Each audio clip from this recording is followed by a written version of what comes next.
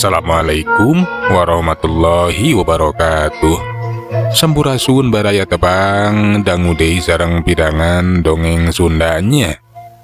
Urang dongeng dieu urang neraskeun hanca dongeng anu katuna kalayan ngabantu nyacara carios Sidoclo cupu saketi kuriang 7. Ieu dongeng teh karangan Mang Nyalira.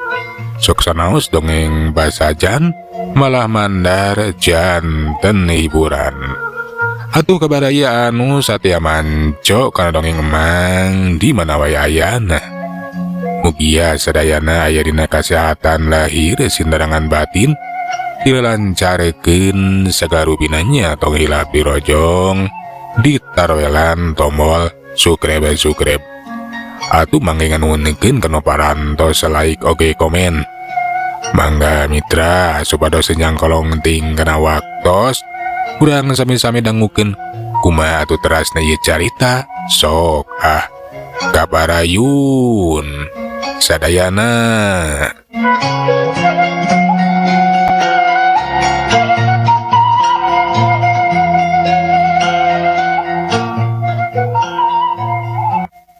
Mitra kaum dangu eta si prajurit teh teu sadar lamun si Rungkawa jeung si Patrawaje teh boga maksud pikeun kalabur ngaloloskeun diri.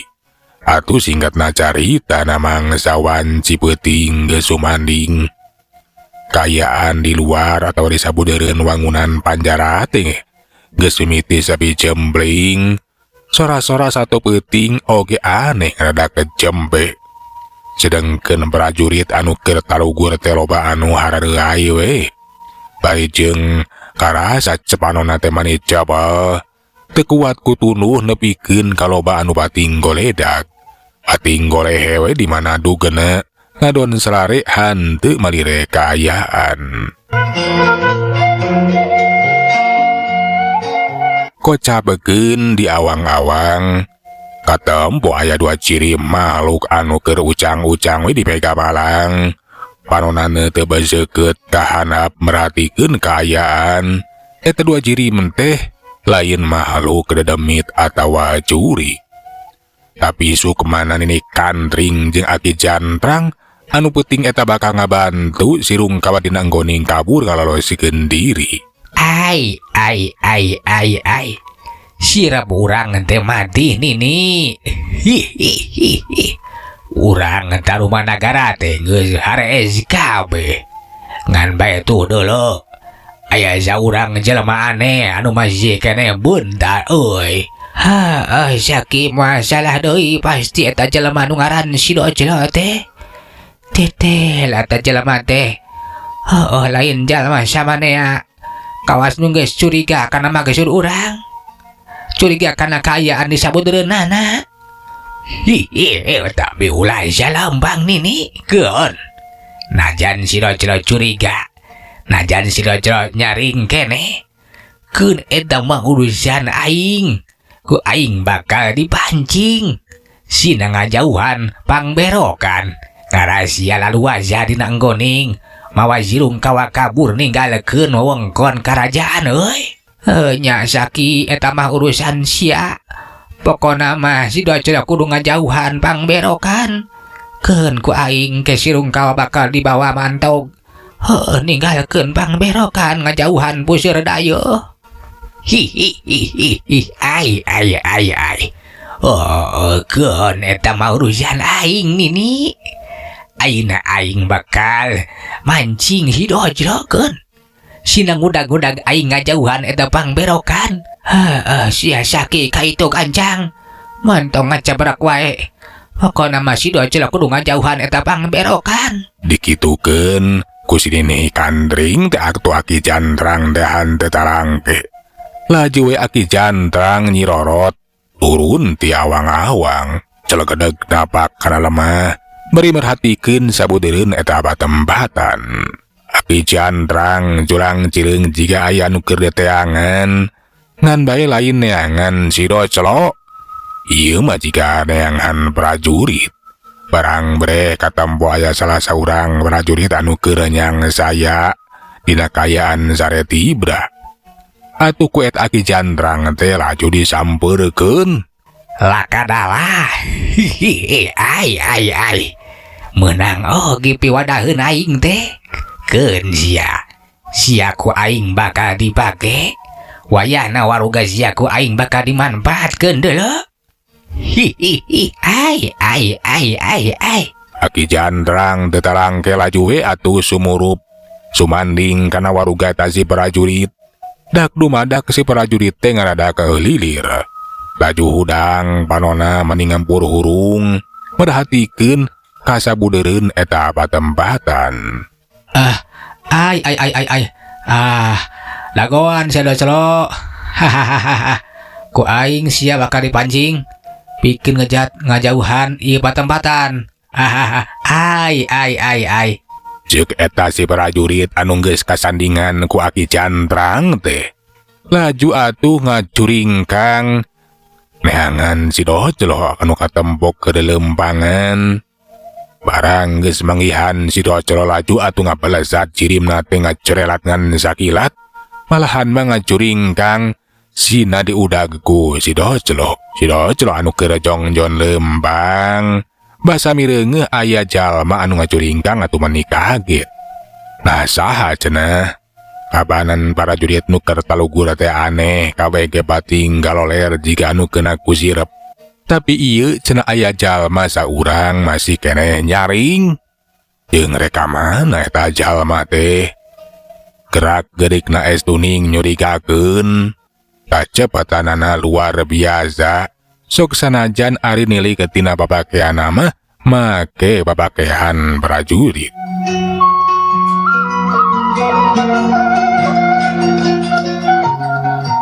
Saha tah jelema teh ngajuringkang ka belah ditu.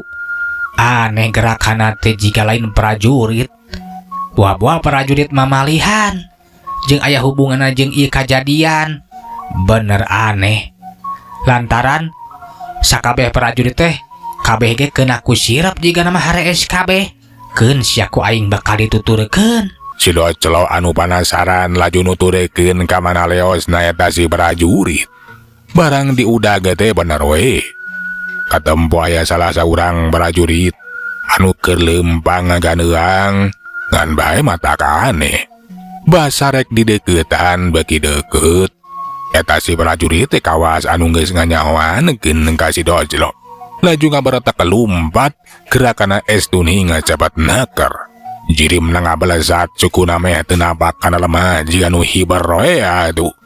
Uguh we atuh si Doclo teh manehna mani ngaranjuk kaget. Alah anjir. Bisa hiber ta prajurit teh. Nyalain sa prajurit na ieu mah. Keun sia ku aing diudag najan sia bisa hiber oge. Telat, belesat si Doclo teh laju ngudag. Si prajurit laju diudag ku si Doclo awakna sarua ngalayang teu nampak kana lemah. Dua jirim teh silih udag. Si prajurit anu diudag teh beuki lilah teh beuki ngajauhan. Malahan man jika nu ngahaja arek ngajugjuk ka sisieun buseur daya. Si Doclo teh teu sadar lamun dirina teh keur dipancing ngajauhan buseur daya. Basa duanana tepi ka sisieun buseur daya reg atuh si prajurit teh ngarandeg. Ngacanteng nangtung jiga anu ngahaja nungguan si Doclo. Celegadeg. Si Doclo teh tepi ka hareupeun eta si prajurit. Sah sia teh kurang ajar. Buah-buah sia mah lain prajurit deuleu. Hah? Ai. Hahaha. Heueuh. Aing mah lain prajurit sia. Aing mah jalema nu ngahaja. Pikeun mancing sia ka sisieun ieu buseur dayeuh. Aing teh penasaran hayang ngajajal kasaktian sia. Ai. Bising sia hayang nyaho. Aing mah si Jandrang deuleu. Si Jandrang jawara anu gagah sakti. Jago anu pilih tanding. Jadi sia teh Jandrangnya har. Bangsa naon sia? Aing ge nyaho sia teh geus sumurup sumurindangkan awak ieu prajurit. Aing teu boga pasualan jeung bangsa lalamat telemut kurang ajar. Ai. Aing mah lain demit, lain jurig atawa ririwa.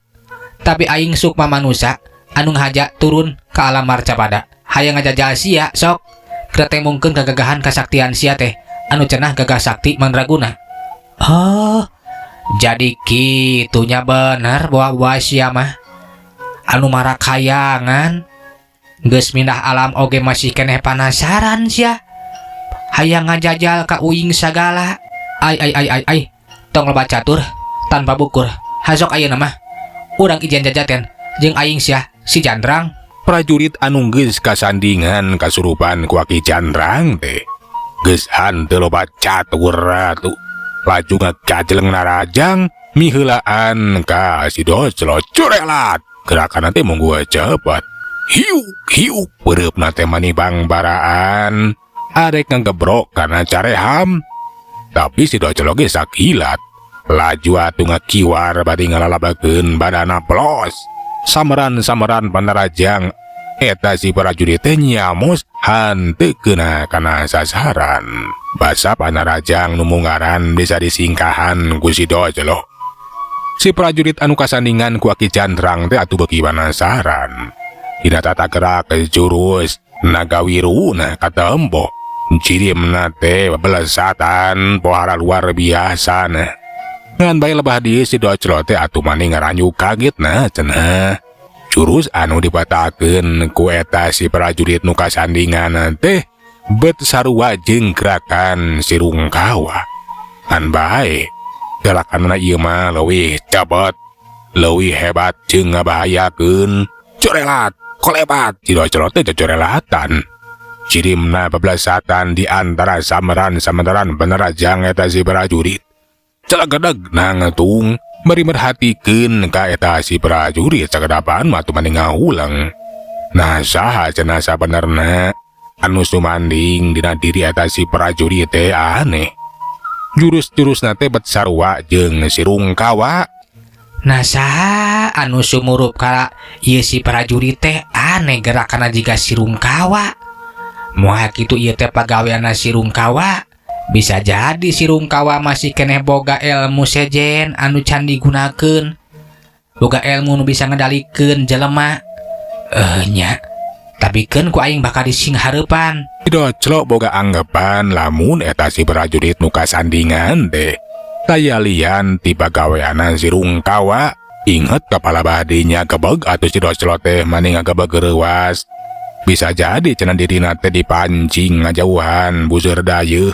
Lantaran si Rungkawa bakal ngayakeun tindakan. Sadar kana eta kaayaan, si Doclo teh kudu sagancangna cenah ngarubuhkeun eta si prajurit supaya kura-kira we balik deui ka buzeur dayeuh. Merhatikeun kaayaan si Rungkawa di jero pangberokan. Ngan orok kaya eta si prajurit anu kasandingan ku Ki Jandrang teh. Hante mereka semetan laju kiwari narajang di ngahalangan. Ai. Montong indit si Doclo. Sing hareupan aing si Jandrang. Sia kudu nepikeun ka rubuh teter jajaten deuleu. Kapak satu si Doclo teh kudu nyang hareupan di eta si prajurit nu kasandingan ku Ki Jandrang. Derowe tarung maneh rongkah. Beuki dieu beuki eces. Lamun eta si prajurit nu kasandingan teh boga kamampuan jika si Rungkawa. Jurus-jurusna miripna keur malahan mah tenggelan jarak kejauhna ge ngagunakeun ajian Braja Ludira. Wus! Tenggelan jarak jauh ditibankeun ka si Doclo. Tapi si Doclo teh ieu sieun sakomo geumpeur. Basa mireungeuh tenggelan jarak jauh anu ditibankeun ka dirina. Awakna teh tetep tagen. Si Doclo nembongkeun kasaktianana basa tenggelan Braja Ludira anu nyidem kakuatan racun anu kacida kuatna teh keuna kana awak si Doclo. Tapi si Doclo mah hanteu rengrot tetep atagen we teu ieu kapangaruhan ku eta kakuatan racun. Ari kituna mah lantaran kakuatan guriang tina cupu sageti teh ngabalukarekeun si Doclo tahan yang hareupan kakuatan sakabeh racun. Ki Jandrang anu sumurup dina awak si prajurit oge atuh manik colok kaget.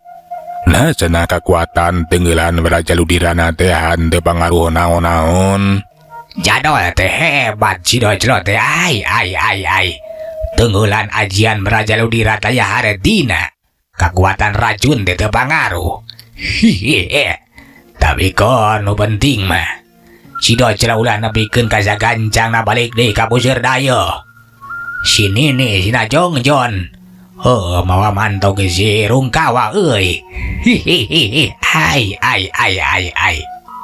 Kitu cenah cek eta Aki Jantrang anu gesumanding dina waruga eta si prajurit. Aki Jantrang atuh sate kapola we ngadang ngalangan si Docel nahan ulah nepikeun ka sagancangna. Udah giru balik deui ka Puseur Daya. Sedengkeun ari si Docel mah geus udama hayang gura giru we ngarubuhkeun eta si prajurit. Ngan orok kaya mah geus teh hanteu laluasa. Kulantaran lamun nepikeun ka nyelakakeun eta si prajurit tang tue cenah bakal goreng balukarna. Nu jadi korban mah tajalian di warugana eta si prajurit anu teu teuwa teu dosa. Atuh si Docel teh mani ngahulang mikiran kumaha carana cenah ngarasa gancangna bisa ngarubuhkeun eta si prajurit. Sarua salah yeuh. Lamun nepikeun kata tu eta prajurit tinang tu bakal goreng balukarna karunya. Tapi lamun ku aing teu dirubuhkeun sagancangna, bisi aya kajadian nu teu dipiharep di Puseur Daya. Kumaha lamun si Rungkawa teh kabur ngalalosikeun diri? Nya kumaha nya yeuh? Tapi keun sia ku aing bakal dibebaskeun we kana jero taneuh saheulanan mah. Ngarah ulah bisa hojah ngana aing laluasa ninggalkeun ieu patempatan. Kitu cenah cek si Docel teh laju atuh cirimna teh ngapalasak mebas kana jero taneuh. Ngan orok kaya eta si prajurit anu kasurupan ku Aki Jantrang teh jiga anu surti kana maksud si Docel. Laju atuh cirimna teh ngalayang celegedeg. Kiwari manapak dina luhur tangkal kai. Ai. Sia ulah coba-coba. Arek licik sia. Arek ngabatot kana suku aing dibebaskeun kana jero taneuh. Sok sia kaluar tina jero taneuh. Jeung deui sia ontong ninggalkeun ieu patempatan. Ku aing bakal diudag. Ai. Pucung hol atuh si Docel teh kabaksa we kudu kaluar deui tina jero taneuh. Bari sakilat dambaleunna teh meta. Nibanengkeun tenggelan jarak jauh kana eta tangkal kai anu dicicingan ku eta si prajurit. Gelegar dorok-dok. Kolayang awak si prajurit ragrag. Ngan baik kentak atuh ngacuralitkeun badana curalit clek napak kana lemah. Si Docel laju mebas deui kana jero taneuh. Cirimna teh ngabalasat sajeroning taneuh arek ngadudut atawa ngabadol suku eta si prajurit. Ngan orok kaya si prajurit laju kentak ngajauh di kaluhur kalayang awakna ngalayang. Atuh si Docel teh geus gagal diwe. Laju kaluar tina jero taneuh membual kaluhur ngudag ka mana eta ngalayangna si prajurit. Gerakana munggu capat lir angin geup pikelang suku si prajurit teh beunang katewak. Teu antap bara di laju atuh dibadol rek dibebaskeun kana jero taneuh. Balasak. Si prajurit teh kiwari awakna geus ngabalasak samet cangkeng. Ai. Nanaonan ieu teh? Na awak aing dibebaskeun kana jero taneuh. Hahaha. Ai. Rasakeun sia kurang ajar, sia moal bisa usik, moal bisa hojah. Aing kudu sagancangna mantog ka Puseur Daya. Pasti aya hubungan jeung si Rungkawa. Kitu nate si Docel laju gura-giru ninggalkeun eta patempatan. Belesat. Kudu sagancangna mulang dibalik ka Puseur Daya. Ngan orok kaya eta sukmana Aki Jantrang ya henteu cicingeun. Laju kaluar we atuh tina waruga eta si prajurit malahan mamilaan si Docel. Kiwari teh geus asup deui kana jirim prajurit. Ngadang we ngalang-halang ka si Docel.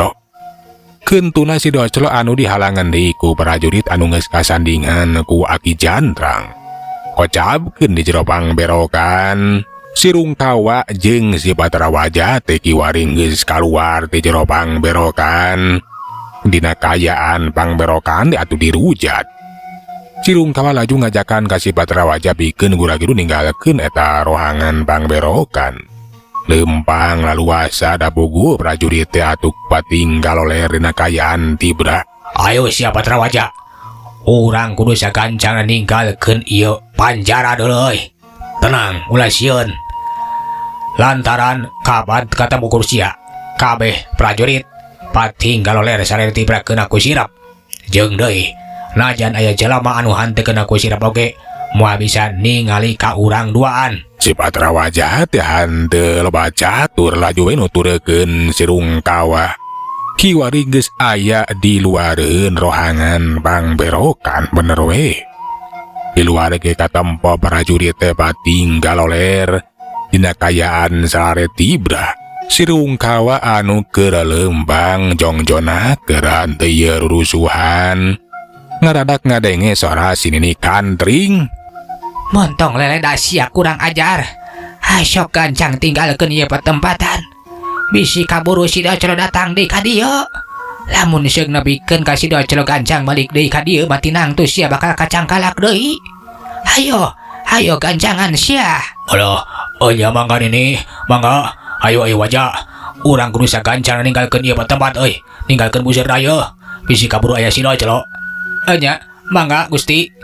Atuh duanana teh geus teu antabara deui laju we pating balesat lompatan ngagunakeun elmu lompatna belesat. Pating balesat di antara balag begena beuting.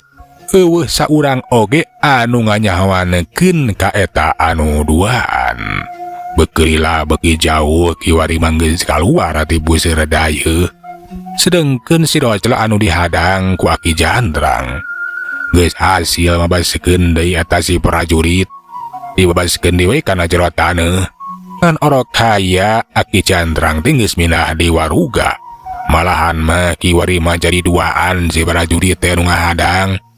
Sabab eta si Nini Kantring oge sarua sumurup nyurup ka eta si prajurit. Atuh kiwari masih Docelo teh kudu nyang hareupan dua urang prajurit anu tingkat pangabisana teh meh sarua. Ugoe atuh mani kagetna cenah. Saha atuh sabenerna anu sumurup sumelindang ka eta si prajurit teh. Hei kurang ajar. Lamun nya ya kawani mah kaluar sia tina waruga eta prajurit. Montong nyumput di sajeroning waruga jalma nu teu boga dosa. Sok sia lamun nya hayang tarung ijen jajaten jeung aing mah. Aing ge bakal kasarua. Bakal kaluar tina ieu awak deuleu. Ai. Jadi sia teh penasarannya. Hayang nyaho ka aing duaan. Heug. Ayeuna aing duaan bakal kaluar tina waruga si prajurit. Hayo Nini. Ayeuna mah urang kaluar. Urang sing hareupan si Docelo kuduaan euy. Bener we teu lila. Tina waruga eta dua urang prajurit teh kalaluar Sukmana Nini Kantring jeung Aki Jandrang pating celegedeg nangtung di hareupeun si Docelo. Si Docelo ge atuh teu talang ge.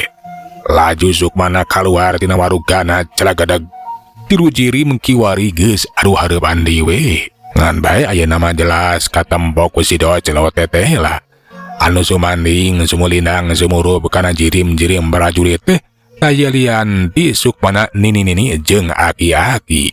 Jadi sia anu geus sumurup kana waruga prajurit teh euy.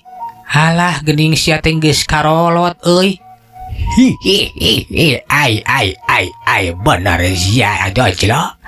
Aing si Jandrang da ieu pamajikan aing si Kantring deuleu.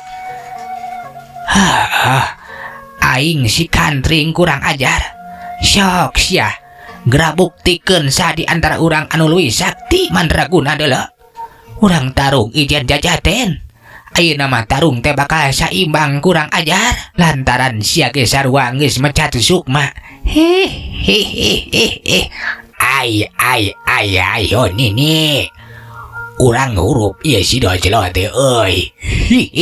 Ai. Ngan bae ayeuna mah waktuna beak euy. Euleuh mitra waktos na geuning cenah parantos teu nyakaban. Sagala atuh urang tuna jajara carita si Docelo coba sakti kuring tuju dugi ka dieu. Urang terasikeun dina seri anu salajengna. Manganunkeun dina sadaya perhatosanana puntenna tina sadaya kakiranganna nya. Mang undur. Assalamualaikum warahmatullahi wabarakatuh. Cak.